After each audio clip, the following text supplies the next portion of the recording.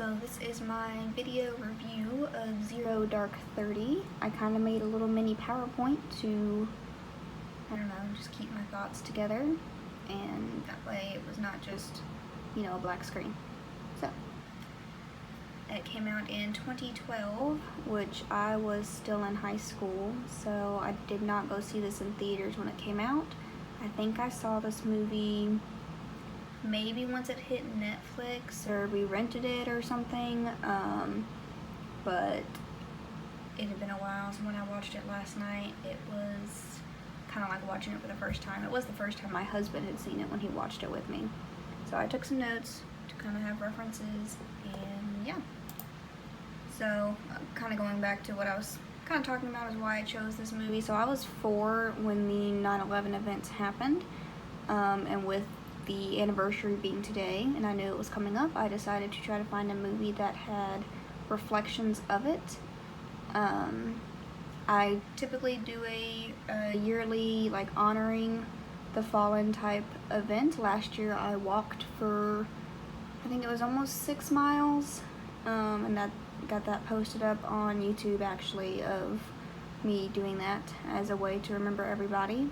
I liked this movie, which that's the next question, but I knew this movie was full of dates and places and talking about specific things that were occurring, not just, what happened to the Twin Towers and the Pentagon on 9/11, but the more attacks that happened post 9/11 across different countries too, not just in America, so I knew that was in here. I liked the setup of the movie, which I actually talk about that in the later slide of do I think it was good public history or not.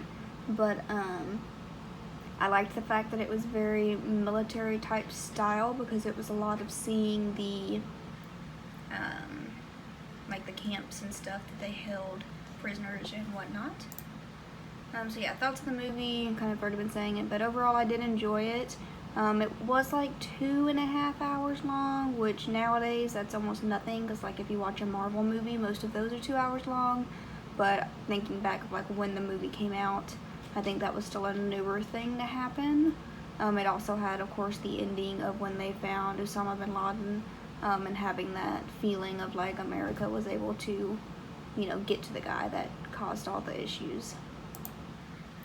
So intended audience, I kind of think it would have been more for my parents or maybe my older sibling, because obviously when it happened, I don't actually remember the day it happened. I remember learning about it in school later, and then being oh hey, that happened, and my mom remembers where I was and such. I think she said I was at preschool.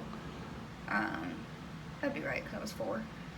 But yeah, I don't think it necessarily would have been my generation. I think it would have been my parents, maybe even older, because it would have been the people that would have been able to serve in the military and such, because there was a very high booming enlistment rate after 9/11 for people that wanted to get involved. I could also see military personnel in general watching this because of the setup of it, and it being very, here's a date, this is what happened, okay, black screen, here's a new date, this is what happened, kind of setup. So it wasn't necessarily a lot of dramatization and such that happened. So deciding if it was good public history or not, I kind of was back and forth. I didn't have a definite answer. So I thought it was good because it was actual things that happened that it talked about in the movie, the dates and places.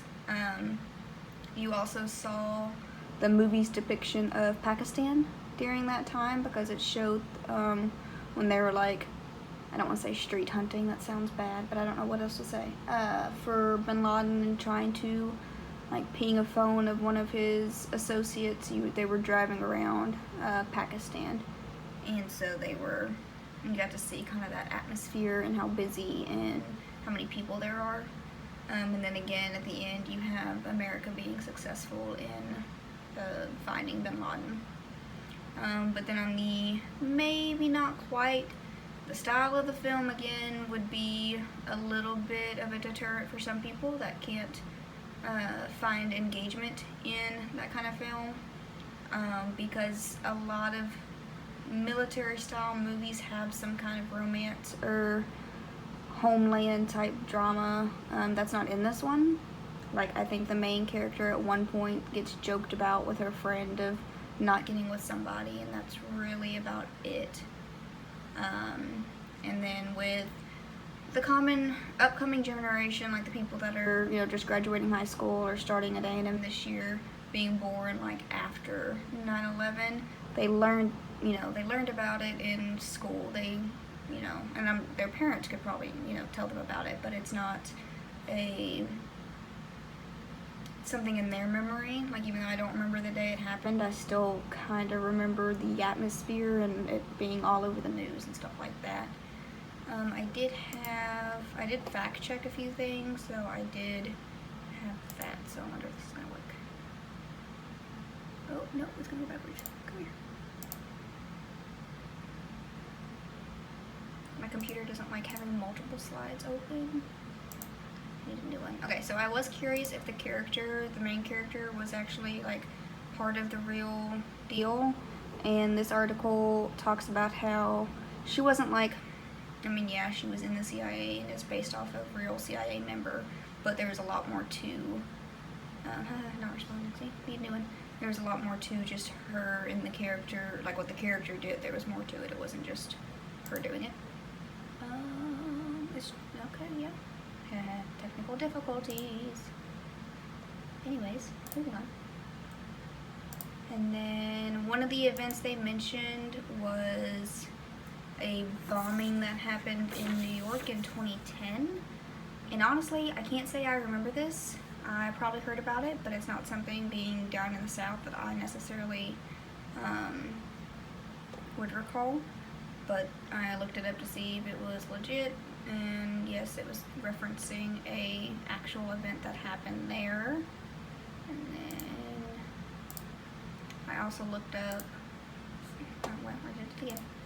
when Bin Laden was actually caught, and just kind of what it talked about. And it also said how it was a, you know, U.S. Navy SEALs team. Talked about like the actual when it happened, that there was 2 helicopters that descended on the compound just like it was in the movie. That one crashed, which again was what happened in the movie. So I thought it was interesting that they stuck to it pretty well. You can't really see the time frame in the movie because it's called Zero Dark 30 and this says 40 minutes, but same general concept, I guess. See? Yeah, anyways. But yeah, that is my overall review of this movie. It's not one that I necessarily could say I could just sit down and just kind of watch as a pleasure type movie, but it is an interesting thing to have seen and to kind of get some knowledge and some background of the years in between 9/11 and when we caught up with Osama. Thanks.